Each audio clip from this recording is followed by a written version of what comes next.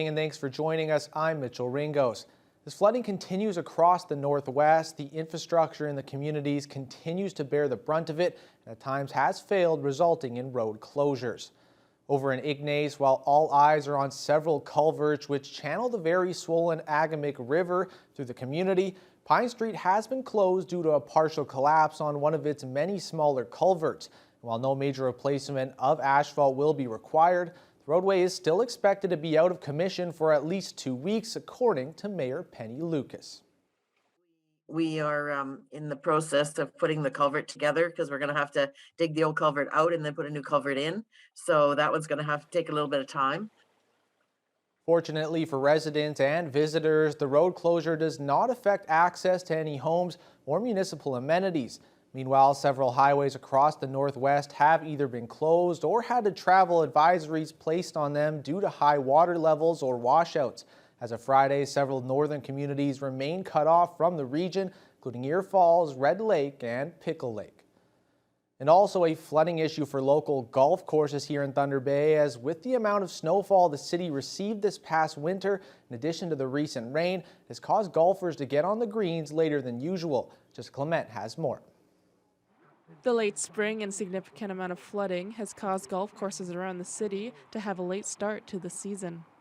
Emerald Greens Golf Course is yet to open due to the large amount of water coming from the river that flows through the course.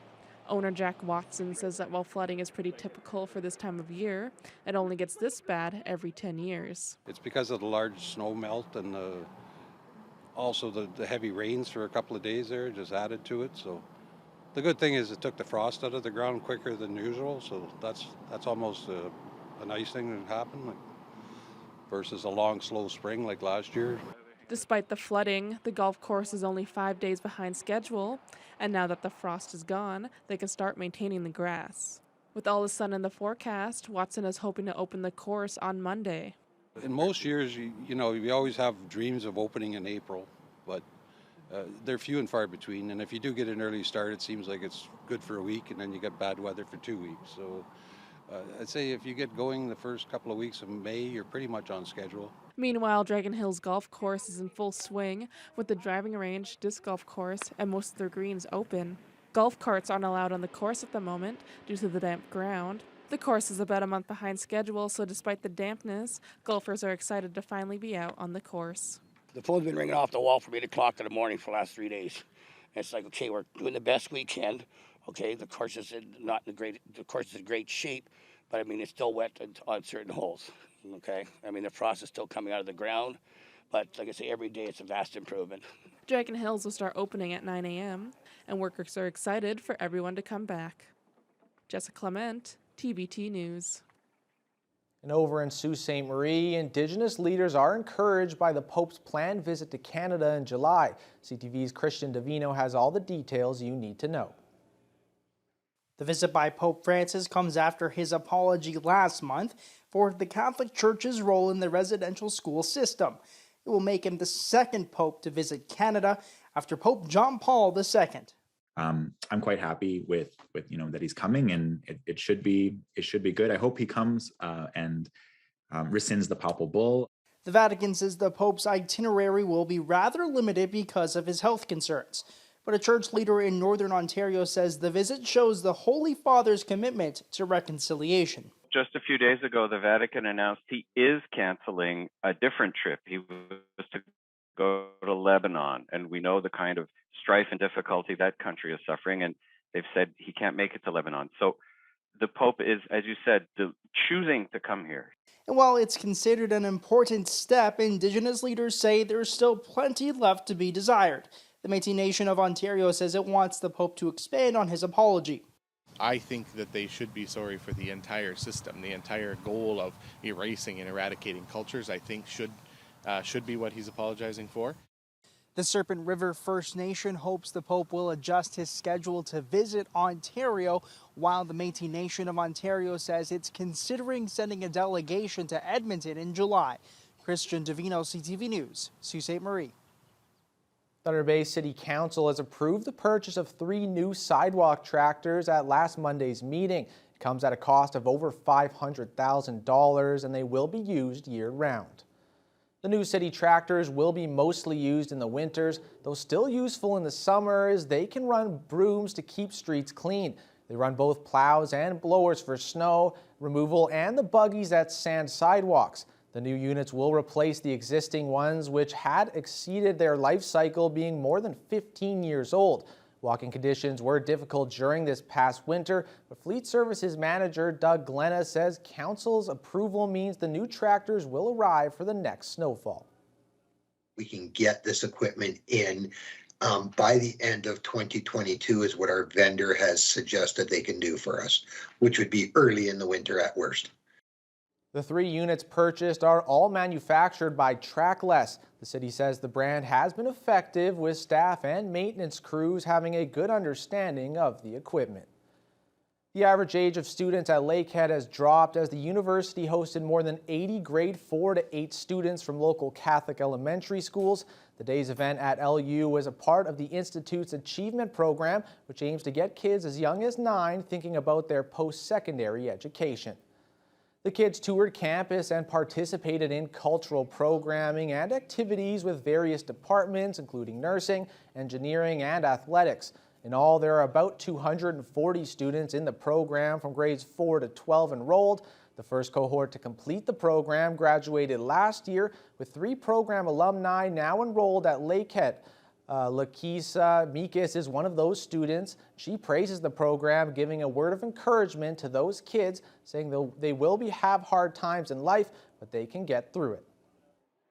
I guess it just helped to know that I've been here before, and I had more confidence in myself when I attended the program. So me coming here as a student, it made things easy for me. I've been a part of this program since it started, and so have known Lakeisha since she was 9 years old. So seeing her here on campus is really powerful, and she talked a little bit about those challenges that she's had to overcome. But seeing her on campus and succeeding and pursuing what she wants to do is such a powerful message for the kids behind me. The Achievement Program also includes mentorship, programming at schools, a free summer camp, and a year of free tuition for students who participate all the way through. Stefanile says it's all about access and making students and their families feel like they belong at the university. Thunder Bay Museum has a new exhibit which features recently donated artifacts that you can't find anywhere else. The exhibit is called Collecting History: Recent Acquisitions at the Thunder Bay Museum and is now open to the public.